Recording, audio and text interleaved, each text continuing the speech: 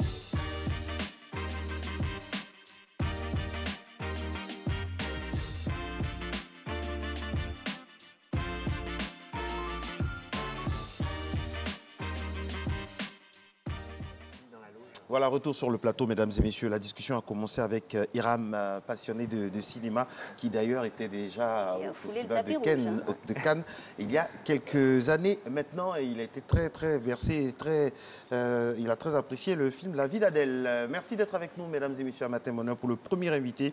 Il s'appelle Hiram Ayamel. Auteur, il est metteur en scène, réalisateur. Je l'ai dit hein, tout à l'heure, Alix et moi, on l'a dit, c'est un passionné de cinéma, Alix. Bonjour Hiram. Bonjour. Alors, Marco l'a bien introduit, on parle de comédie musicale depuis un certain temps. Hein. Ouais. On assure des scènes ivoiriennes, des représentations de comédie musicale. Déjà, qu'est-ce que c'est qu'une comédie musicale? Bon, une comédie musicale, c'est... comment je vais le décrire en fait en un mot ou une phrase? C'est pas évident de le décrire en un mot ou une phrase. C'est une belle définition, c'est pas évident parce qu'effectivement... C'est ça, c'est un peu complexe parce que ça regroupe plein de choses. C'est-à-dire, on peut avoir un spectacle, comédie musicale complètement dramatique, avec des chants dramatiques comme Les Misérables. On peut avoir une comédie musicale qui est complètement comique. Et on peut avoir un mélange des deux, comme par exemple Chicago, qui a été joué sur Broadway, dont on a même représenté ici en version franco-ivoirienne. Ouais, c'est ça. Et du coup, on mélange un peu les deux, la comédie et le drame, et en même temps, bien sûr, le chant et l'ambiance dansante du jazz avec Broadway, les paillettes et tous ces trucs. Est-ce que le fait de faire ça en Afrique, ça a plus de résonance? Parce que chez nous, c'est le pays de l'ambiance, du partage, du contact. Est-ce que les Africains ont un avantage naturel à faire ou à s'immiscer, à appréhender, à graviter dans le giron de la comédie musicale? Non, mais exactement, parce qu'on le voit partout. C'est-à-dire, dès qu'il y a un peu de musique, on voit directement les Ivoiriens danser. Et nous, on rentre dans le rythme. Donc ouais, non, c'est hyper intéressant et ça marche très bien. Je pense que c'est le style qui marche le plus en fait en Côte d'Ivoire, si on veut voir bien ça. Maintenant, bien sûr, il y a différentes danses, différentes créations, différents sujets. Maintenant, tout cela aussi dépend en fonction de la culture. Mais sinon, en gros, la danse, ça marche avec tout le monde. Je me rappelle bien du spectacle de Chicago quand on l'a présenté. L'ambiance dans la salle, elle était sublime. Justement, parlons de constitution ou de composition de comédie musicale. Comment ça se fait? Des castings jusqu'à ce qu'on atteigne la scène. Comment ça se passe? On a déjà différents, ça dépend. On a différents processus de casting. C'est-à-dire, on doit caster les musiciens, on doit caster les danseurs, on doit caster les chanteurs et les acteurs. Maintenant, des fois, on a les chanteurs et les acteurs qui sont ensemble. Du coup, on doit pouvoir caster quelqu'un qui puisse chanter et en même temps danser et en même temps jouer la comédie, ce qui est très rare. En fait, ce qui est rare, dans un pays comme la Côte d'Ivoire, par exemple. Parce que, par exemple, aux États-Unis, à l'âge de 5 ans, déjà, on fait tout ça. Oui, il y a une tradition. C'est ça, il y a une tradition par rapport à ça. On commence avec le ballet, le piano, le chant, la danse, etc. Mais en Côte d'Ivoire, c'est un peu difficile. Donc, la créatrice, par exemple, de Chicago, Joanna Fakhri, elle a tout mis en place, elle a tout géré de A à Z. C'est-à-dire, je me rappelle très très bien parce que je faisais la direction artistique lors du spectacle. Elle était carrée sur tout, c'est-à-dire elle est en train de danser, de faire de la comédie, en même temps faire attention à la musique. Donc s'il y a une fausse note, elle dit, elle signale. S'il y a par exemple quelqu'un qui a mal chanté quelque part, elle le signale aussi. S'il y a un petit problème, un faux pas, même si c'est derrière elle, elle le sait. Et c'était impressionnant. C'est l'expérience qui oui, parle. Oui, exactement. Elle sent en fait l'énergie qu'il y a derrière elle et du coup, elle fait très attention à ce qui se passe derrière elle. Et c'est juste, c'est merveilleux de l'avoir travaillé en fait, de l'avoir à l'œuvre. Ouais. C'est bien, c'est passionnant. Hein. La manière dont vous en parlez avec tellement d'emphase, on attend les illustrations de Jacques Brou pour coller à ce que vous dites. La manière dont vous en parlez avec emphase, c'est bien pour nos enfants, pour que, par exemple, moi, j'ai failli dire mon fils, Inch'Allah, mes filles, par exemple, ou bien mes fils Alix, c'est déjà à l'école qu'il faut leur insuffler cela. Tout à fait. C'est bien. C'est ça, parce qu'en fait, c'est le moyen de pouvoir vraiment s'exprimer. Et quand on est enfant, on a envie de s'exprimer, on a envie d'explorer nos émotions et plein de choses en fait qu'on n'arrive pas vraiment à dire et à exprimer. Ah, c'était où ? La danse, le théâtre et tout ça nous permet. L'image là ? Ah, ça c'est pendant le spectacle de Chicago d'ailleurs. C'est pendant le spectacle de Chicago, c'est à l'Institut français. D'accord, c'est magnifique ça. Ouais, c'était super. C'est des Ivoiriens. Oui, en majorité. Tout le monde. Il n'y avait que Joanna qui est d'origine franco-libanaise, mais c'est que des Ivoiriens et la plupart c'était des... ce talent-là de danseuse parfois de cabaret. C'est ça. On va voir un extrait, on revient après.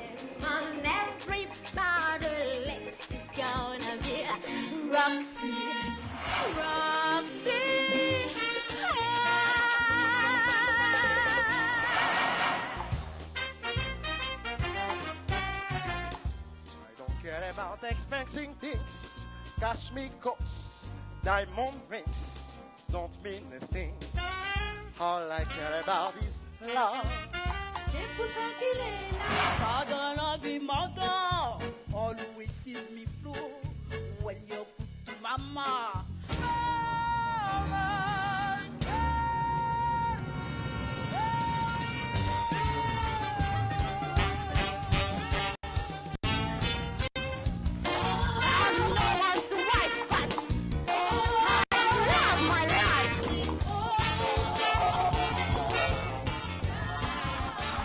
Ça, c'est Abidjan.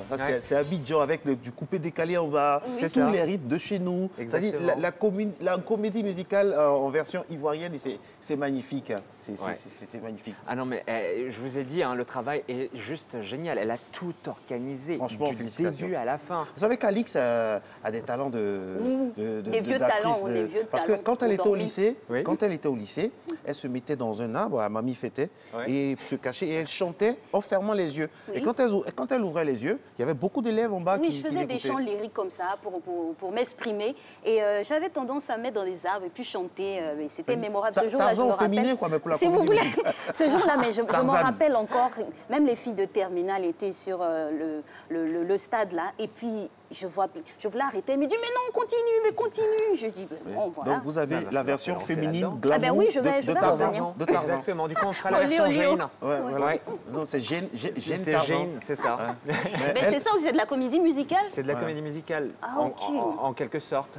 Alors, Joanna Fakhri est en train de nous rejoindre. Elle va s'installer là. On va discuter avec elle dans quelques instants seulement. Merci, Jane. C'était quoi ce olio? C'est le cri, hein. Bonjour. Bonjour, Joanna. Dans quelques instants, on va discuter avec elle. Comment ça va, Joanna? Ça va très bien. Bien réveillée? Oui, bien réveillée, très bien réveillée, oui. Alors, merci. On était en compagnie nous sommes toujours en compagnie de Hiram Ayameh. Il nous parlait de sa passion du métier. Et c'est vraiment une passion contagieuse. Hein. Vous aussi, vous baignez là-dedans depuis longtemps avec beaucoup de passion, n'est-ce pas? Tout à fait, oui. Et la comédie musicale, c'est quoi votre histoire? Vous et la comédie musicale, c'est une histoire qui date de combien de temps? Alors, c'est une histoire qui date de très longtemps, depuis mon plus jeune âge. Comme j'affectionne à le dire, c'est depuis mes couches culottes en fait. J'ai un peu l'art de la bougeotte quoi. Donc du coup, ouais, moi j'ai commencé très tôt la danse, après je me suis initiée au théâtre très jeune, et puis à la musique, le chant, et puis naturellement, sachant que la comédie musicale est le genre par référence qui combine toutes ces passions que j'affectionne, donc pour moi c'est naturel de m'orienter là-dedans. Et comment on se dit, on vient par exemple dans un pays africain pour y implémenter la comédie musicale avec des personnes sur le terrain? Alors, c'est vrai que c'est un travail de longue haleine, je ne vais pas vous mentir, parce que c'est un genre qui est encore peu connu et peu reconnu, en tout cas en Afrique. En Afrique du Nord, je sais que ça fonctionne pas mal. J'ai aussi des échos du Cameroun, où ça commence quand même à se développer, même au Bénin d'ailleurs. Mais pour moi, c'était important d'incorporer ça, ça fait partie de la vie artistique. Et c'est un travail tellement riche pour un artiste. Pour moi, tout artiste devrait passer par là parce qu'en fait, dans cette discipline, on touche à tout. C'est génial, c'est hyper galvanisant, c'est hyper enrichissant pour un artiste de passer par ce style. C'est un réel challenge. À quand le Broadway, Côte d'Ivoire? Mais ça a déjà été fait. C'est ce qu'elle fait. C'est exactement ce qu'elle fait. Ouais. Ah oui? Et ça se passe bien. Est-ce que le fait, je demandais à Hiram, est-ce que le fait d'être en Afrique, le pays du rythme, de la chaleur, du contact, ça a un avantage? Alors, ça inspire beaucoup, ça c'est sûr. Et ce qui est génial, c'est que sur mon parcours et sur ma route, j'ai croisé pas mal de talents, de gens en fait, qui, au final, étaient peut-être aux antipodes de ça, mais se sont découverts un réel engouement pour l'art. On est emballés, hein, n'est-ce pas Marco? Et donc voilà, donc ça fait quelques années que ici je crée, je monte, j'écris et je joue justement dans ces comédies musicales-là. Et c'est génial parce que justement la dernière en date, Chicago, c'était une adaptation à la sauce franco-ivoirienne d'un standard de Broadway. Et c'est là où justement les gens nous ont dit on a voyagé sans avoir à payer un billet d'avion. Donc c'est génial. Et même pour les artistes qui n'ont peut-être pas forcément l'occasion, les moyens je sais pas comment vous dire, de parachever leur enseignement artistique pour aller, je sais pas, en France, au Canada, aux États-Unis ou ailleurs, bah, du coup ça s'invite ici. Et c'est là où on se rend compte qu'il y a du potentiel pour ce genre-là. Et après Chicago, il y a d'autres représentations que vous préparez ou qui ont été déjà faites à côté de Chicago. Allez, comment ça se passe? Dites-nous tout. En fait, ça peut elle en a fait plusieurs comédies musicales ici à Abidjan et même elle en fait de temps en temps à Paris et ailleurs. Maintenant, là, on a voulu se lancer dans un truc complètement différent. C'est-à-dire? Dans une pièce de théâtre classique. D'accord. Ouais. On a voulu se lancer dans une pièce de théâtre classique et du coup, on a décidé de prendre une pièce de théâtre qui a été jouée à l'international, qui s'appelle La Vénus à la fourrure, de David Ives. Et ça parle de quoi? Ça, je laisserai Johanna dire. Ben oui, d'accord. Primeur aux dames. Merci beaucoup. Alors en fait, c'est comme il disait, donc c'est une œuvre classique avec un propos très contemporain, donc très d'actualité. Et c'est l'histoire en fait d'un metteur en scène, donc tenu par mon collègue Hiram, qui au terme d'une journée d'audition pour son premier rôle de sa future pièce de théâtre, donc La Vénus à la fourrure, cherche sa comédienne phare, mais au terme d'une journée peu fructueuse où il est tombé un petit peu sur tout et n'importe quoi, va se présenter une comédienne qui n'était pas prévue au programme, mais qui va chambouler tous les codes d'une audition, on va dire, normale et basique. Et en fait, le jeu de pouvoir que lui va vouloir imposer sur elle va se retourner contre lui. Donc c'est beaucoup de mise en abîme. C'est un huis clos, on est 2 personnages sur scène, d'environ 1h45. Wow. Ouais. Et on ne quitte pas la scène et chacun d'entre nous joue 3 personnages. C'est ça, c'est un seul acte. Ah oui. Justement, elle a parlé de 3 personnages. Alors, Johanna, vous êtes danseuse, chanteuse, modèle, passionnée, polyvalente, tout ça. Alors, cette nature... pas seulement. Un vrai couteau suisse. Alors, justement, cette façon d'être un couteau suisse, cette nature plurielle-là, est-ce que c'est exactement ce qu'il faut pour réussir là-dedans? Alors, moi, je vais vous dire on peut se contenter seulement de certains... Et exceller là-dedans. Et exceller aussi. Alors moi, je vais être à la fois utopique et réaliste en répondant à cette question. C'est le juste milieu. C'est un peu ça, c'est les artistes, on va dans tous les sens, c'est un peu à double tranchant. Alors c'est vrai qu'il faut avoir quand même du potentiel, mais ce potentiel, ça se travaille. Donc c'est beaucoup d'années d'apprentissage. Ça se construit. Exactement, ça se construit. Donc on n'en arrive pas là par hasard. Et voilà, et donc après, c'est en effet un engouement, une curiosité qui est là, permanente, qui fait qu'on se sustente toujours et qu'on a une légitimité dans ce qu'on fait. Et je pars du principe que s'il n'y a pas cette flamme qui nous anime et ce propos qu'on va tenir devant un public, ça sert à rien, ce sera toujours La bancal magie et on va se s'estompe. mentir à soi. Exactement. Tout à fait. Je suis complètement d'accord avec ce que vous dites, c'est vrai, c'est la magie. C'est ça. C'est la magie. Exactement. C'est la magie. Maintenant, c'est possible, par contre, en fait, d'exceller dans un seul domaine. C'est possible, il y a plein de gens qui le font. Mais à un moment, ils vont s'ennuyer. Ils n'ont plus rien à donner, ils n'ont plus rien à Quand on dire. sait que le champ de possibilités Exactement, est large. exactement. Du coup, ils vont se limiter à ça et à un certain moment, on va s'y habituer. Et là, il n'y a plus de renouveau. Et du coup, ils vont eux-mêmes arrêter. Hiram, est-ce que c'est évident de diriger des acteurs ivoiriens?